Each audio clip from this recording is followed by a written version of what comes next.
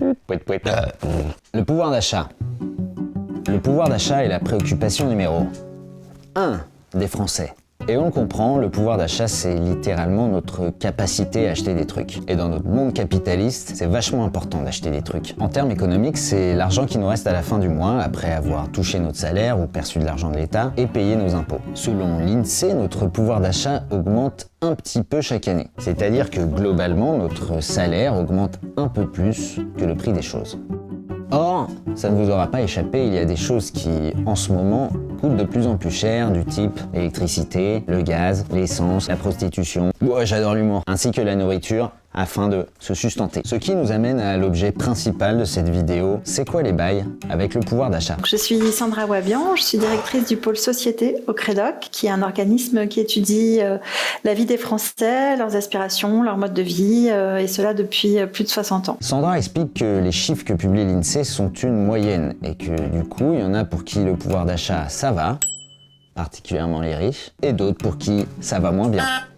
Les pauvres. Ensuite, il est vrai que certains trucs qu'on achète coûtent de plus en plus cher à cause notamment d'un virus qui tue les gens et d'un russe tout court qui tue aussi les gens. Je suis fan de jeux de mots. Les prix de l'énergie, par exemple, ont augmenté de 21% sur un an. Les prix des produits frais, des vêtements ou encore des transports ont pris eux près de 6%, ce qui est plutôt pas mal. Mais le cœur du problème, c'est pas vraiment ça, et non jamais. C'est l'énorme coût du logement. Les gains de revenus qu'on a depuis une vingtaine d'années, ils sont absorbés par le logement. En fait, les prix des loyers n'ont pas tellement augmenté, mais les prix de l'achat ont beaucoup augmenté et les catégories riches sont devenues de plus en plus propriétaires. Et donc mécaniquement, comme c'est des vases communicants, le parc locatif en fait accueille de plus en plus de foyers jeunes, de foyers monoparentaux, de foyers de personnes seules, donc des gens qui en fait ont peu de revenus pour se loger. Théoriquement, on a plus d'argent dans notre porte-monnaie, mais en fait cet argent il sort beaucoup plus rapidement pour aller payer nos dépenses de logement. Le logement fait partie de ce qu'on appelle les dépenses contraintes, c'est-à-dire les choses qu'on est obligé de payer,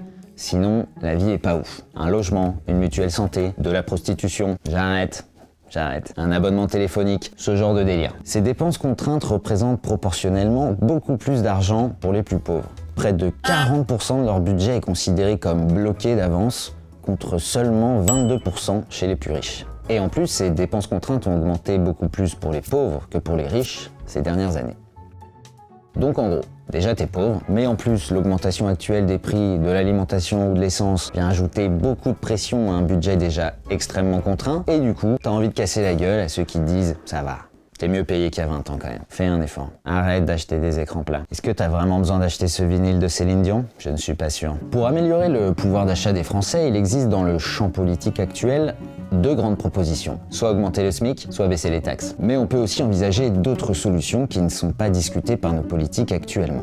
Il y a la réglementation sur la publicité. Il y a une conscience dans la population qu'il y a de la surconsommation. Et finalement, cette surconsommation, elle crée cette espèce de boucle infernale qui fait qu'on se sent toujours déclassé. Et puis, ce dont je vous parlais tout à l'heure, c'est-à-dire construire du logement dans les centres-villes. La difficulté, c'est qu'aujourd'hui, la plus grande partie de la population a envie d'avoir une maison avec un petit jardin relativement grande. Et donc, ça crée plein de conséquences. Donc, un éloignement des centres-villes, le fait de devoir prendre sa voiture, des difficultés à financer l'énergie dans son logement, parce que ça coûte plus cher mécaniquement. On pourrait donc se dire qu'on essaye de construire un monde où notre capacité à acheter des trucs ne constituerait plus l'essence de notre existence. Un monde où ceux qui fabriquent nos besoins, les publicitaires, seraient bannis. Un monde où des logements décents, moins dépendants en énergie, seraient accessibles pour tous et où le marché de l'immobilier serait régulé. Un monde où l'obsolescence programmée qui nous pousse à racheter un smartphone tous les 2 ans n'existerait plus. Un monde où vivre dans une maison avec une piscine et une tondeuse tracteur ne serait plus glorifié en but suprême de l'existence. Un monde qui fait pas rêver, j'avoue. Quand même pas mal les tondeuses tracteurs. Hein. Faire des drifts, c'est quand même... Au revoir.